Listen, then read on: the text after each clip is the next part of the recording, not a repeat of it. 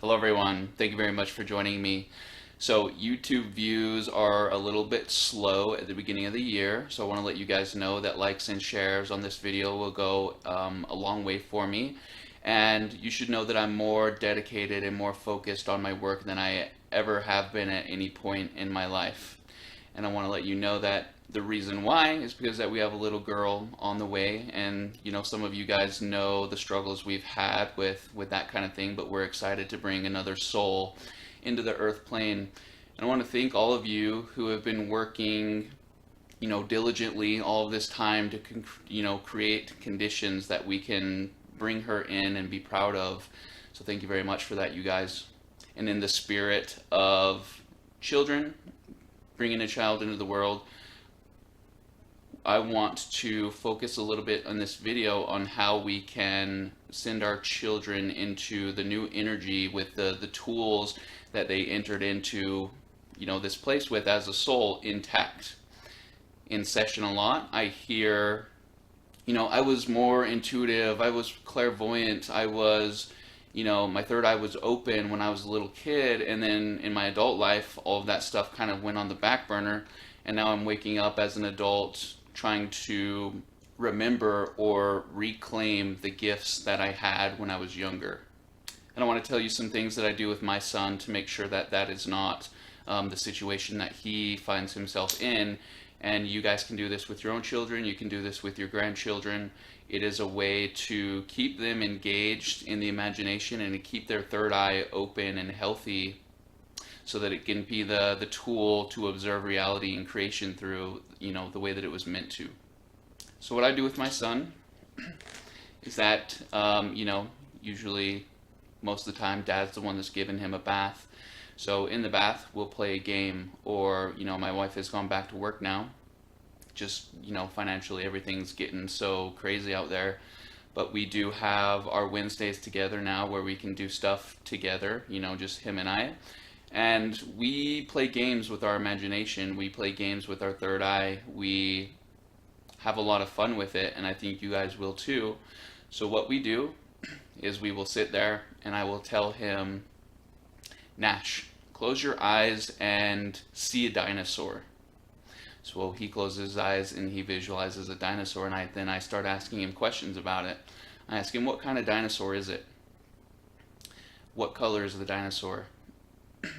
Is the dinosaur in the forest? Is the dinosaur in the desert? Are there other dinosaurs with him? And we'll go on like that for quite a while, and then we'll kind of shake things up again. We'll say, Nash, visualize a superhero. Who is the superhero? Okay, it's Spider-Man. What is Spider-Man doing? Is Spider-Man with anybody? What color is Spider-Man's suit?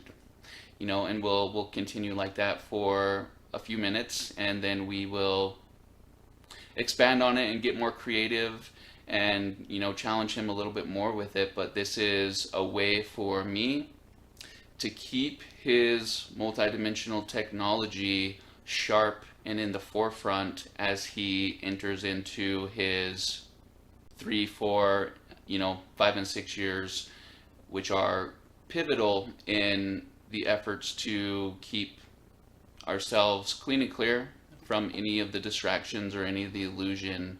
And he has a lot of fun with it.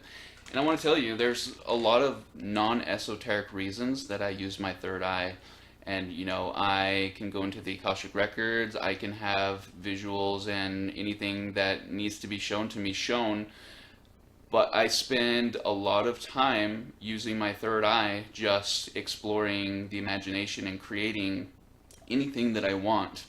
So I can create entire movies and watch the movie in my third eye like it's playing on a big screen, and I can choose all the characters, I can choose the scenario, I can choose the situation, I can choose what's going on, what are the characters' objectives, what are they going through, and I can either observe it from third person, or I can be in first person as one of the characters, having the experience as if I was there. And my physical body responds to everything that I'm seeing. Literally everything. Full immersion, full investment in the visual, and I spend, half hour to 45 minutes at night, sometimes even longer, experiencing different things, going through different scenarios, and seeing what I can push myself to create with the third eye. When I create a visual and certain kinds of experiences happen, I cry if the character cries.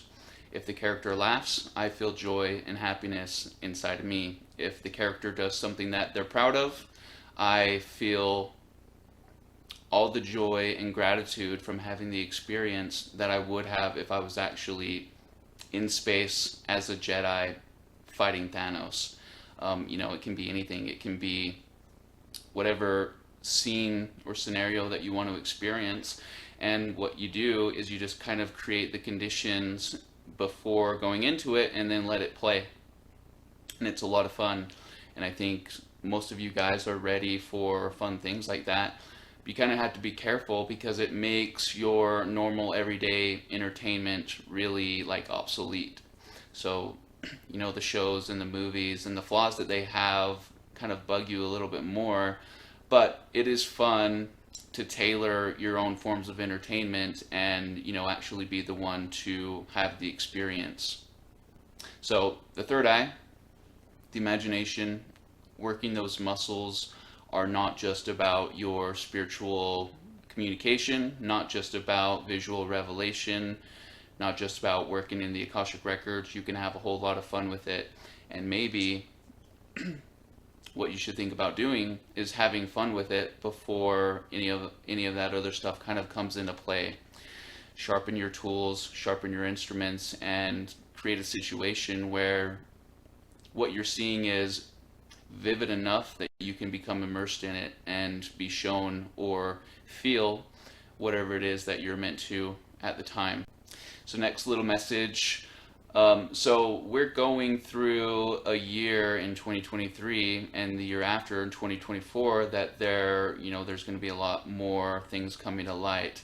And that's been the case for a long time now, but everyday people are waking up to the opposition or the oppressors or the naughty ones that we've lured here to give the boot out of the universe, which can be scary for people.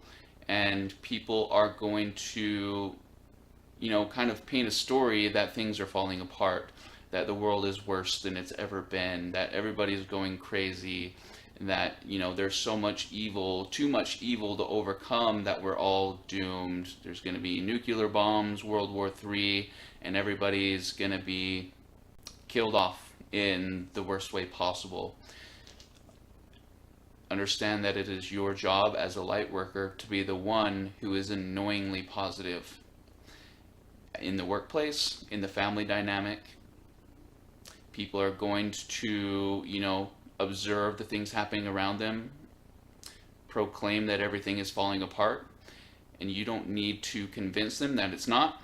You just need to be the one that brings in or chimes in with the positivity.